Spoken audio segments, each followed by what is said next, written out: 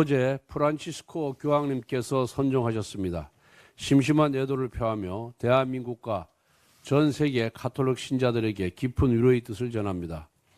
교황님은 항상 소탈하고 진솔한 모습으로 전 세계 빈민과 소외 계층을 어루만져 주셨습니다. 특히 2014년 우리나라를 방문하셔서 세월호 참사 유족들의 아픔을 위로해 주셨고, 최근에도 영남 지역 산불 희생자들을 위해 전해주신 애도의 뜻을 우리 모두 잊지 않고 있습니다. 다시 한번 교황님의 선종에 깊은 애도를 표합니다. 중국이 서해의 한중 잠정 조치 수역에 시추선을 개조한 고정구조물을 설치한 사실이 드러났습니다.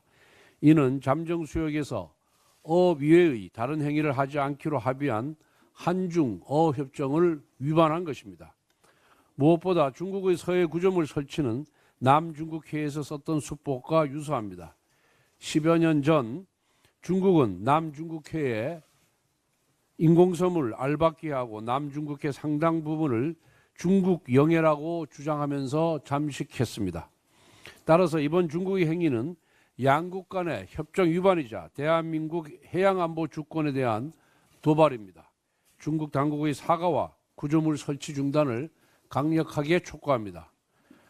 그러나 중국의 도발은 서해에서만 일어난 것이 아닙니다. 최근 중국 정보요원이 우리 현역 장병을 포섭하여 한미연합훈련 자료를 빼냈다가 방첩사에 체포되었습니다.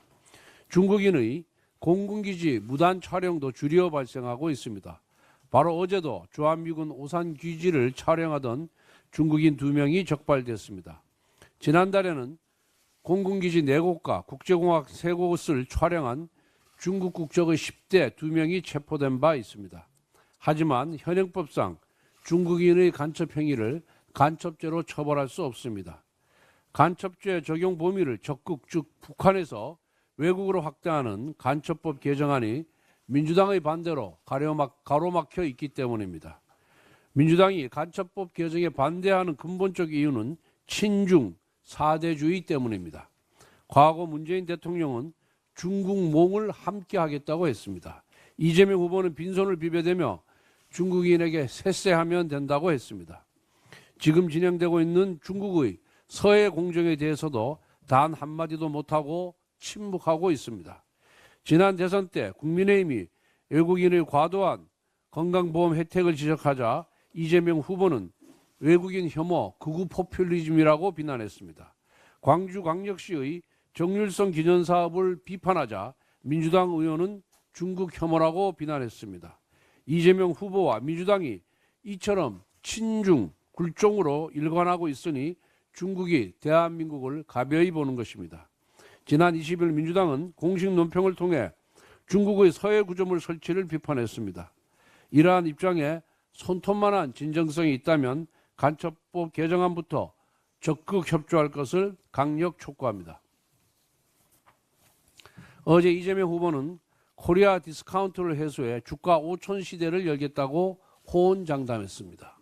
하지만 헌정사의 유례없는 국정 파괴를 통해 전무후무한 코리아 디스카운트 상태를 만들어낸 당사자가 할 말은 아닙니다. 불공정 거래에 강력히 대응하겠다는 주장도 실소를 자아냅니다.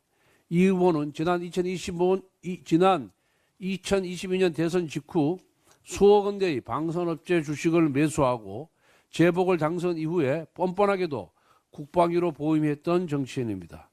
또 과거 경제 유튜브 채널에 출연하여 작전주로 3배 가까운 부당이득을 얻었다고 자랑하기도 했습니다. 이런 사람이 불공정 운운하니 얼마나 웃기는 얘기입니까? 또 정가 사범인 이재명 후보가 원스트라이크 아웃제를 주장하는 것은 그 자체로 형용 모순입니다. 8개 사건 12개 혐의로 재판을 받고 있는 이 후보가 주장하는 신뢰와 공정은 시장을 향한 조롱이나 다름없습니다. MSCI 선진국 지수 편입과 북한의 핵 위협을 전략적 실용외교로 대응하겠다는 대목 역시 비판하지 않을 수 없습니다. 이재명 후보는 경기지사 시절 경기도가 북한에 지급해야 할 스마트팜 사업비 500만 달러와 자신의 방북비 300만 달러 등 총 800만 달러를 김성태 전 쌍방울 회장이 대신 내도록 한 혐의로 재판을 받고 있습니다. 유엔 안보리는 물론 미국의 독자 대북 제재 규정 위반 혐의자가 외교를 응원하고 선진국 지수 편입을 떠들면 될 것도 안 될 우려가 큽니다. 한편 이재명 후보는 본인을 휴면 갭이라고 표현했지만 실상 그의 경제 공약을 살펴보면 개미 투자자를 몰살시킬 개미 할기임이 확실합니다. TSMC를 입에 달고 다니지만 정작 TSMC가 시행 중인 노동시간 특례 제도의 국내 도입은 철저히 외면합니다.